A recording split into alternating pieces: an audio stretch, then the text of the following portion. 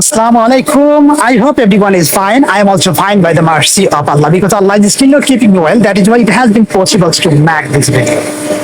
তো আজকের এই ভিডিওটা তৈরি করছি টোটালি আপনাদেরকে একটা জিনিস দেখার জন্য। অনেকে আমাকে রিকোয়েস্ট করেছে যে ভাই আমি আসলে ব্লক করতে কাউকে আমি ব্লক করতে পারতেছি না, এবং ব্লক করার পর আনব্লক কিভাবে করতে হয় আমি সেটাও জানি না। তো আমি আজকে দেখেছি শুধু সাধারণ মানুষের জন্য, যারা আগে থেকে এক্সপার্ট তারা তো আগে এক্সপার্ট, কিন্তু যারা আসলে জানে না সেটিংটা তারাই দেখুন।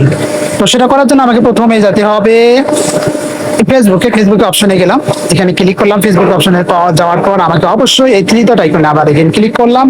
দেন আমাকে আবার ক্লিক করতে হবে এই সিটিং আইকনে, আমি ক্লিক করলাম। এখানে আসার পর আমি কতগুলো অপশন দেখতে পারবো, আমাকে অবশ্যই স্ক্রল করতে হবে নিচ থেকে। এই যে এখানে একটা লেখা কথা আছে যে ব্লক, এই যে এখানে ব্লক কথা লেখা আছে।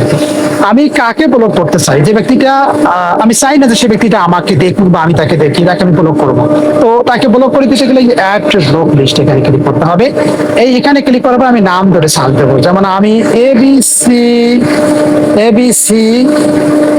লিখলাম। লেখার পর আমি এবিসি তো ইংলিশকে আমি সাপোজ যেখানে দেখা আছে যে এবিসি প্রো ইংলিশ, আমি একে কি করব, ব্লক করব। তাহলে এখানে যে অপশন দেওয়া আছে যে আমি তাকে কিভাবে ব্লক করবো, এখানে অপশনটা দেওয়া আছে যে আমি এখানে ব্লক করি, তাহলে অটোমেটিক সে কি হয়ে যাবে, ব্লক হয়ে যাবে। সে ব্লক অটোমেটিক সে কি হয়ে গেছে, ব্লক হয়ে গেছে। এখন আমি যদি এখানে দেখতে পাচ্ছি যে ABC pro English I have already blocked, right?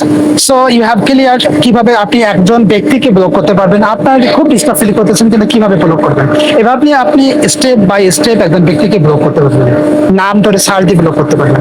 এখন আপনি আনব্লক করবেন, তাহলে আনব্লক করার জন্য অবশ্যই আপনাকে আবার এখানে ক্লিক করতে হবে। আনব্লক করার জন্য কি করতে হবে, আবার আপনাকে এই অপশনে যাকে আনব্লক করছেন ওখানে ক্লিক করতে হবে। করার পর আপনাকে আনব্লকে ক্লিক করতে হবে। Thank you so much.